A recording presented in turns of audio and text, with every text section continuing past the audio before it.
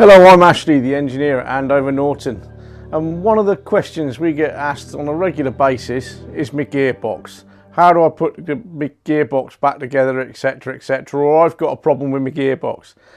Chances are those people are doing it without a manual or having seen one of the brilliant DVDs that are out there that you can get from the Norton Owners Club by Mick Emmons. Now, some years ago I was badgered by a guy in a Norton Owners Club branch about rebuilding his gearbox. Now, he'd rebuilt the engine, and my argument was that he'd rebuilt the engine, he was more than capable of rebuilding the gearbox. The gearbox is pretty simple. It's only four pairs of gears in there and a couple of selector forks effectively, not much else. So the good thing is it's very hard to get it wrong and not notice. Now, there is one thing you can get wrong, which is the fourth gear on the actual lay shaft. You can get that round the wrong way, but if you've got the manual, you'll soon figure out which way it goes in. Other than that, if you get anything else wrong, you tend not to get the inner cover on to be able to get the gearbox back together, indicating something's right. And if you do get it back together and you've got another problem, chances are you're going to find out you're not selecting all four gears and neutral. Now, one of the questions we got is, I've got a slight rubbing on my gearbox. Now, if you've just rebuilt your gearbox and when you go to turn something and you've got a tight spot, it's not right. Now, it's like some things in life. If it doesn't feel right, look right, or sound right, chances are it's not right. If you've got a tight spot when you turn the shaft, when select each gear, turn it, you've got a tight spot.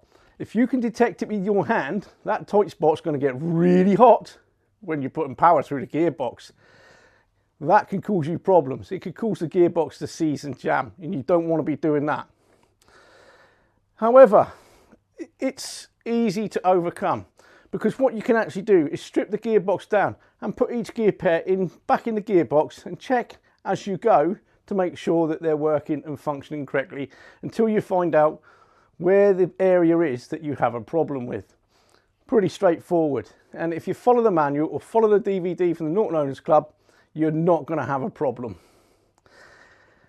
In front of me we have a selection of gears here. We do try to collect these gears in gearboxes. We have got a lay down gearbox in bits down in the workshop, but this is just typical of some of the stuff we get sent from various lay down bits, Manx pieces, and we've even got a clutch basket in here with a 1940s date on the Ministry of Defence label that we use as a reference so we can check it, etc, to see what the differences are through time where need be.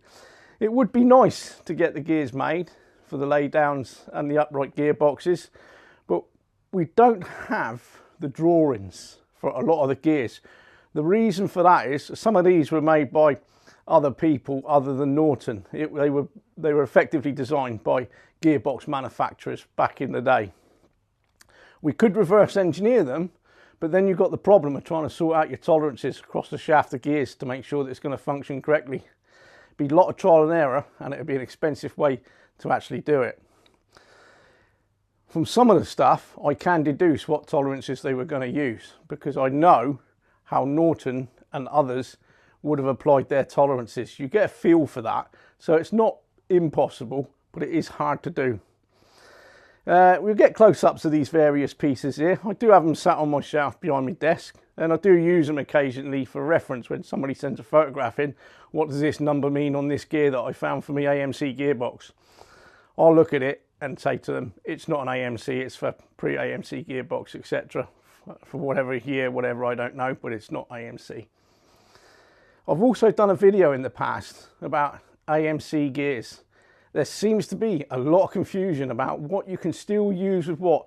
It's worth going back and looking at that video to see what gears are compatible with what gears. There is one gear from around 68 to 69 that you might find with the same marking but in two different sizes.